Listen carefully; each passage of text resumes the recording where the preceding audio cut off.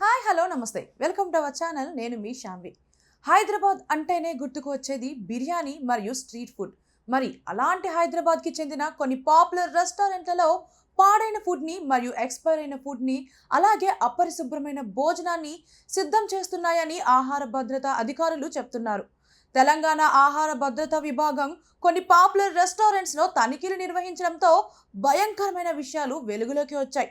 Shocking విషయం ఏంటంటే కిచెన్లో బేసిక్ హైజీన్ లేకపోవడం, ఎక్స్పైరీ అయిన ఫుడ్ని ఉపయోగించడం మరియు ఆహార తయారీలో నిషేధించబడిన సింథటిక్ రంగులను కలపడం.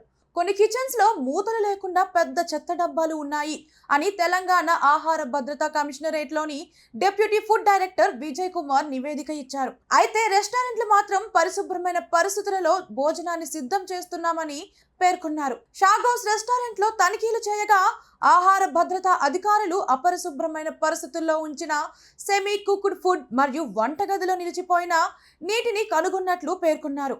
అయితే రిపోర్టు ప్రకారం మా రెస్టారెంట్లో చెడు ఆహారం గురించి ఏ కస్టమర్ ఫిర్యాదు చేయలేదు అని రెస్టారెంట్ మేనేజర్ చెప్పారు.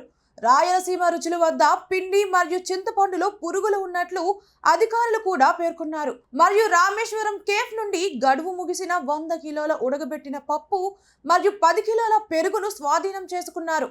రామేశ్వరం కేఫ్ వ్యవస్థాపకుడు రాఘవేంద్రరావు ఒక ప్రకటనలో పరిశుభ్రత మరియు ఆహార భద్రత యొక్క అత్యున్నత ప్రమాణాలను నిర్వహించడానికి కేఫ్ పూర్తిగా కట్టుబడి ఉందని హామీ ఇచ్చారు.